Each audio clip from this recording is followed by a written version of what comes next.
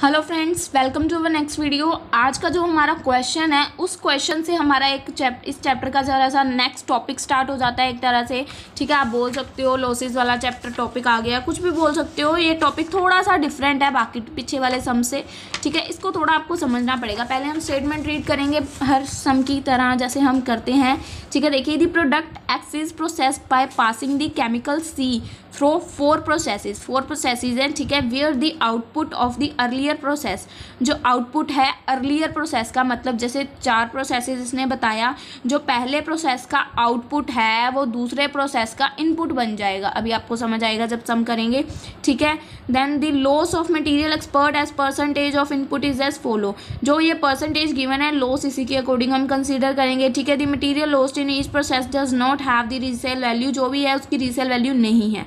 ठीक है, उसके बाद हमें 2 पॉइंट बोल रखे हैं ए एंड यहाँ से बी स्टार्ट है। पहले हम ए पार्ट को करेंगे।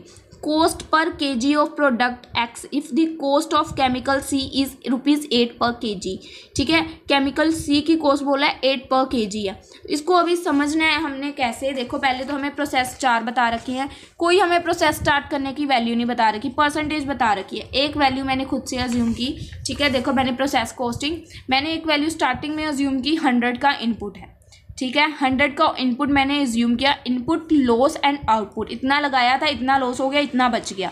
ठीक है, अब देखो 100 मैंने अज्यूम किया, पहले प्रोसेस में बोला 20% का उसको लॉस हो गया। 100 का 20% 20 लॉस हो गया, आउटपुट कितना बच गया 80। तो यहाँ पे क्या बोला गया था, जो पिछले साल का आउटपुट है वो अगले साल का इनपुट हो जाएगा। तो जो ये 80 आउटपुट बचा, ये प्रोसेस सेकंड में 80 इनपुट हो गया। ठीक है, 80 इनपुट हो गया, सेकंड में 10% बोल रहे हैं तो 10% लगाया, इस पे 8 आ गया। अब इसमें से 8 माइनस किया, 72 आउटपुट इसका बच गया। 72 आउटपुट नेक्स्ट मतलब प्रोसेस में इसका इनपुट बन गया। देन अगेन इसकी परसेंटेज है 16, 2/3.5, तो ये लगाई तो 12%, 12 आ गया हमारा। देन इसको माइनस किया तो 60 आ गया अगेन। देन अगेन ये हमारा इनपुट हो गया। तो ऐसे ही हमने चारों प्रोसेसेस अपने कंप्लीट कर लिए। ठीक है, अब ये तो सिंपल यहाँ तक था। अब ये ए पॉइंट में कौन सी चीज़ बोल रखी है जो हमें समझ ही नहीं आ रही है। बहुत कोशिश की, हमें समझ नहीं आई। देखो क्या लिख रखा है, cost per kg of product X if the product cost of chemical C is 8 per KG. एक प्रोडक्ट का एक ऐसा केमिकल है जिसके एक प्रोडक्ट की कॉस्ट 8 पर केजी आ रही है। ठीक है, हमने वो प्रोडक्ट की पर कॉस्ट फाइंड आउट करनी है। देखो अब कैसे होएगी वो, देखो ध्यान से देखना। इन प्रोसेस 1, जो प्रोसेस 1 था, ठीक है, हमने स्टार्ट कहाँ से किया, इनपुट कितना था, इनपुट इज 100 यूनिट। ठीक है, इनपुट स्टार्ट हुआ 100 unit and it produce 100 unit से हमने कितने यूनिट प्रोड्यूस किए, 55 unit output in process 4। Last में हमारे पास जो आउटपुट बच गया 55 यूनिट्स का।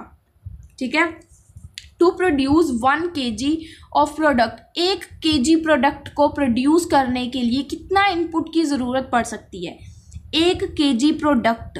ठीक है जी, 1 kg यहाँ पे लिख रखे है ना, देखो 8 पर केजी मतलब एक ऐसा कोई है जिसके 8 रुपीज़ पर केजी पड़ रहे हैं हमें।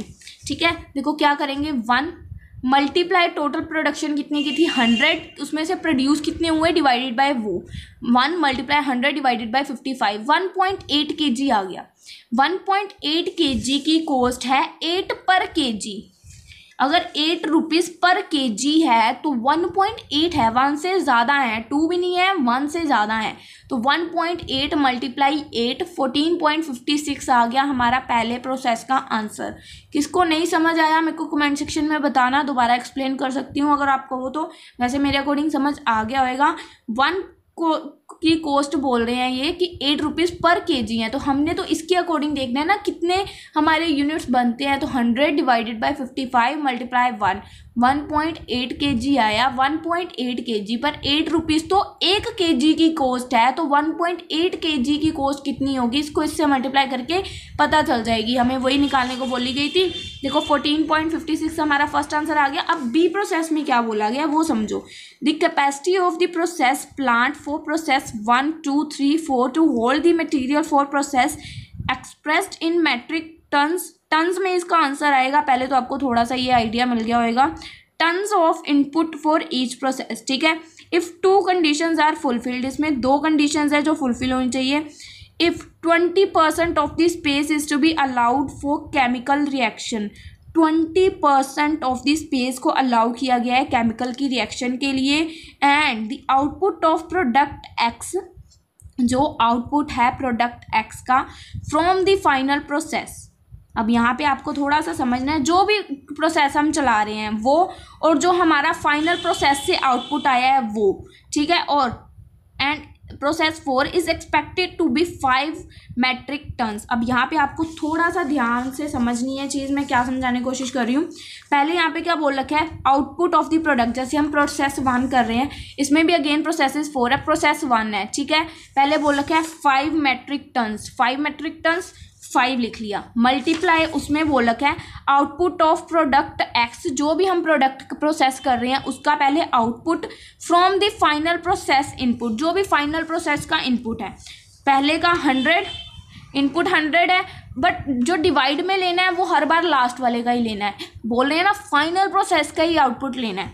तो 5 मल्टीप्लाई 100 डिवाइडेड बाई 55 प्लस ये वाला 20% स्पेस उन्होंने जो उनको दी है, प्लस 20% करके 10.91 टन आ गया आपका फर्स्ट का, ठीक है। ऐसे जब सेकंड का करना है 5 मल्टीप्लाई, अब सेकंड में जो प्रोसेस का इनपुट है वो है 80 डिवाइडेड बाय जो फाइनल प्रोड्यूस हुआ वो 55 ही है, ठीक है। तो वो 5 मल्टीप्लाई 80 डिवाइडेड बाई 55 प्लस 20%, तो अगेन ये आ गया।